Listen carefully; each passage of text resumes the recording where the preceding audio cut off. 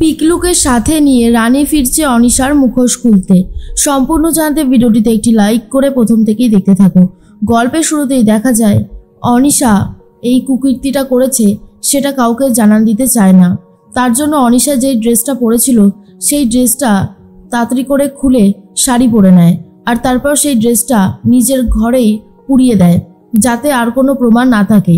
অনিশা তখন বলে, আমি চাই না আর কোনো প্রমাণ থাকুক, আমি কোনো প্রমাণ থাকতে দেব না, সমস্ত প্রমাণ লোপাট করে দেব। আমিও দেখতে চাই কি করে রানী পিকলুদাকে দিয়ে সমস্ত সত্যিটা স্বীকার করায়। অবশ্য আমি বা এত চাপ নিচ্ছি কেন, কারণ রানী তো বেঁচেই নেই। খুব শখ ছিল তাই না পিকলুদাকে দিয়ে সত্যি স্বীকার করাবে? এতগুলো বছর তুমি পিকলুকে নিজের কাছে রেখে দিয়েছিলে, আমি তন্ন তন্ন করে খুঁজেও পাইনি। যবে জানতে পারলাম তুমি পিকলুকে নার্সিংহোমেই রেখেছো তবে থেকেই তো আমার এত আনন্দ হচ্ছিল। কিন্তু রানী, আমি তোমাকে সত্যিটা প্রমাণ করতে দেইনি। তুমি তো এখন চলে গেছো চির ঘুমের দেশে। তোমার জন্য খুব খারাপ লাগছে, কিন্তু কি করব বলো, আমার তো আর কিছু করবার ছিল না। এত প্ল্যান করেছি, এত কিছু করেছি শুধুমাত্র জয়কে নিজের করে পাওয়ার জন্য। আমি যে এত সহজে ছেড়ে দিতে পারতাম না। অন্যদিকে ফোন করেছে অলোক সেন অনিশাকে আর বলে, ম্যাডাম পুলিশ তো এখানে এসেছে, তদন্ত শুরু করেছে। অনিশা তখন বলে, পুলিশ চাই করুক না কেন, তুমি এখানে থাকবে না, কারণ তোমাকেই কিন্তু সবাই চেনে, বিশেষ করে রানী চিনত, আর অফিসারদের কাছেও কিন্তু তোমার নামে সমস্ত অ্যালিগেশন জমা পড়েছে, তাই তুমি কোনোভাবেই সামনে যাবে না। তুমি নিজের গা ঢাকা দিয়েছো তো? তখন অলোক সেন বলে, হ্যাঁ ম্যাডাম, আমি নিজেকে লুকিয়ে রেখেছি, আমাকে খুঁজে পাওয়া অতটাও সহজ না, আমি আলাদাভাবেই রয়েছি। কিন্তু ম্যাডাম পিকলু কোথায় গেল? ওকেই তো খুঁজে পাওয়া গেল না। অনিশা তখন বলে, এই বিষয়টা আমাকেও ভাবাচ্ছে। পিকলু তো আর সুস্থ ছেলে না যে হেঁটে হেঁটে চলে যাবে। ও তো আইসিইউতে ছিল, আর ওর অবস্থাও ভালো ছিল না। কি করে গেল আমারও সেটা মাথায় ঢুকছে না। অন্যদিকে অলোক সেন বলে, ম্যাডাম বলছি ওই মেয়েটা আবার বেঁচে টেচে গেল না তো? না মানে পিকলুকে তাহলে কে সরালো? এই প্রশ্নটাই তো আমার মাথার মধ্যে ঘুরছে।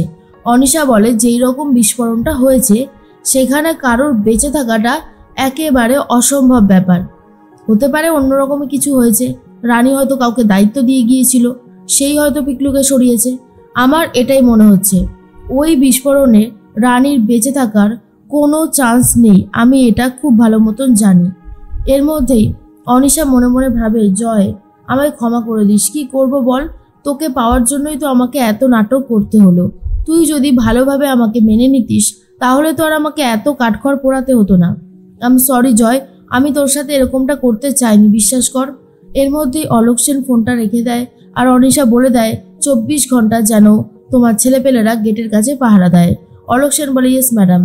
এর মধ্যেই হসপিটালের কয়েকজন এমপ্লয়ি এসে ডাকতে থাকে আর বলে, শুনুন না ম্যাডাম, হসপিটালে তো নার্সিংহোমে তো চারিদিকে পুলিশ এসেছে, তদন্ত হচ্ছে, আর বলছিলাম যে রুগীগুলোকে কি করব এখন।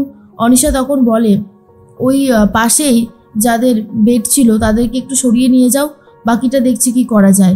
সত্যি কোথা থেকে কত বড় একটা বিপদ ঘটে গেল। এই জন্য আমি বলছিলাম রথে ইঞ্জিন না লাগাতে, কেউ তো আমার কথা শুনলো না, আর এত বড় একটা বিপদ হয়ে গেল।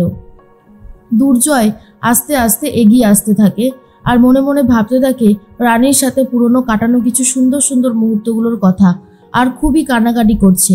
আর এদিকে অনিশার সাথে যে পিকলুর ব্যাপারটা ঘটেছিল সেটা এখানে দেখানো হয়। অনেক বছর আগে পিকলুর সাথে উল্টিতে গিয়ে নিজে দেখা করেছিল অনিশা। পিকলু তো মদ খেয়ে রাস্তায় পড়েছিল।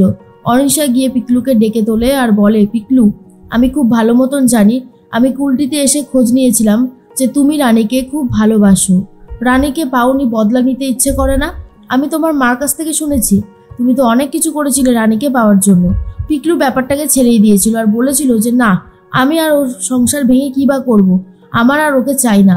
তাছাড়া শুনেছি ওর নাকি এখন একটা মেয়েও হয়ে গেছে, এসব ব্যাপারে আমি নেই। অনিশা তখন তাকে টাকার লোভ দেখিয়েছিল আর বলেছিল, তুমি যদি আমার এই কাজটা উদ্ধার করে দিতে পারো আমি তোমাকে অনেক অনেক টাকা দেবো, আর তুমি সেই টাকায় ড্রিঙ্ক করতে পারবে। আর তখন পিকলু সেই টাকাটা লুফে নিয়েছিল আর কাজ করবার জন্য রেডি হয়ে গিয়েছিল। আর সেখান থেকেই অনিশা প্ল্যান করেছিল দুর্জয় আর রানীকে আলাদা করে দেবে। ঘটনাটা আবারও প্রেজেন্টে ফিরে আসে, আর যেখানে দেখা যায় অফিসার দুর্জয়ের সাথে কথা বলে আর বলে, স্যার আমরা তদন্ত করছি, আমরা সম্ভবত এটাই ভাবছি যে রথের নিচে ইঞ্জিন লাগানো ছিল আর তার জন্যই এই বিস্ফোরণটা ঘটে গেছে। তখনই সৌনক বলে, এটা কি করে হয়, রথ তো হাতে টানতে হয়, ইঞ্জিন লাগানো কেন? অফিসার বলে, সেটাই তো তদন্ত করতে হবে স্যার, আসলে আমরা বুঝতে পারছিলাম এটা কি স্বাভাবিক নাকি অস্বাভাবিক। তখন রিতম বলে, যা করবার তাড়াতাড়ি করুন, আমরা চাই এর বিচার চাই। এদিকে সকাল হতেই আর কিছুক্ষণ বাকি আছে, তার মধ্যে ঘুম ভেঙে গেছে দেবু। দেবু তখন বলে, এ কি, রিতম কোথায় গেল? রিতম রিতম বলে ডাকতে থাকে, আর তারপর সবাইকে এক এক করে ডাকছে, কারো সারা শব্দ নেই দেখে দেবযানীর একটু ভয় লাগতে থাকে। বিনুপুনু চলে এসেছে আর কান্নাকাটি করতে থাকে। তখনই দেবু বলে, এই তোমাদের কি হয়েছে, তোমরা এইভাবে কাঁদছো কেন, বলো তো কি হয়েছে? কি হলো বিনুপুনু, তোমরা বলছো না কেন? বিনুপুনু বলে, ছোট বৌদির একটা অ্যাক্সিডেন্ট হয়েছে, নার্সিংহোমে রথ সাজাচ্ছিল, তখনই বিস্ফোরণ ঘটেছে আর ছোট বৌদি আর নেই গো।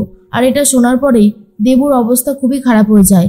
দেবু তখন বলে, এই তোমরা এসব কি বলছো, আমি এক্ষুনি রানীর কাছে যাব, রানী বেঁচে আছে, রানী আমাদেরকে ছেড়ে কোথাও যেতেই পারে না, আমি রানীকে খুব ভালোবাসি, কোথায় রানী, কোথায় গেল? এরপরে দেবুর অবস্থাও খারাপ হয়ে যায়। মাধুরী দেবুকে সামলাতে পারে না আর বলে, আমি বুঝতে পারছি দেবু, তোমার কষ্ট হচ্ছে, কিন্তু কি করবে বলো, ভাগ্যের পরিহাসের ওপর তো কারোরই হাত থাকে না, তাই না? একটু শান্ত হও, একটু শান্ত হও, দেখো সব ঠিক হয়ে যাবে। এর মধ্যেই দুনিও কান্নাকাটি করছে। শুক্লা তখন বলে, হে ভগবান, কোনো মিরাক্কেল করে দেখাও না, যদি আমার ছোট বৌমা বাড়ি ফিরে আসে, নাতনিটার মুখের দিকে যা তাকানো যাচ্ছে না, ও তো ছোট, ওকে কি করে সামলাবো, আমরা যতই ভালোবাসি না কেন, মায়ের জায়গাটা তো কেউ নিতে পারে না, তাই না? এর মধ্যেই আস্তে আস্তে নার্সিংহোমে মিডিয়ার লোকজন ঘিরে ধরেছে অনিশাকে। আর তখনই অনিশা বলে, দেখুন এখনো তদন্ত করা যায়নি, আর তদন্ত করা না গেলে আমরা কোনোভাবেই কিছু বলতে পারবো না। তদন্ত করছে পুলিশ, দেখা যাক কি হয়েছে, আমরা এখন কিছুই বলবো না। এরপর মিডিয়ার লোকজন দুর্জয়ের সাথে কথা বলতে চায়। অনিশা তখন বলে, দুর্জয়ের অবস্থা খুবই খারাপ, নিজের স্ত্রীকে হারিয়ে ওর অবস্থা আরও বেশি খারাপ হয়ে পড়েছে, ও এখন কথা বলার মতন অবস্থাতেই নেই, তাই ও এখন কথা বলবে না, আপনারা প্লিজ যান প্লিজ। আর তখন মিডিয়ার লোকজন বলে, এটা কি শুধু স্বাভাবিক একটা ঘটনা নাকি কাউকে মারার একটা ছক, বলুন, আপনি চুপ করে থাকবেন না। অনিশা মনে মনে বলে, এটা একদমই ঠিক ধরেছেন আপনারা, রানীকে শেষ করার ছক ছিল, আর সেটাতে আমি একেবারে সফল হয়েছি। সৌনক তখন বলে, জয় নিজেকে সামলা, এরকমটা করিস না। তার মধ্যেই জয় বুঝতে পারছে না কি করবে। অফিসারও বলছে যে কোনো বডি পার্টস এখনো পর্যন্ত খুঁজে পাওয়া যায়নি, আর এদিকে অনিশাও পিকলুকে খুঁজে পাচ্ছে না, রানীর কোনো চিহ্ন কিন্তু খুঁজে পাওয়া যায়নি। তো বন্ধুরা, রানী যদি সুস্থ করে পিকলুকে সবার সামনে নিয়ে এসে আসল অপরাধী মানে অনিশার নাম বলিয়ে দেয়, তাহলে তোমাদের কেমন লাগবে অবশ্যই কমেন্টস করে জানাতে পারো।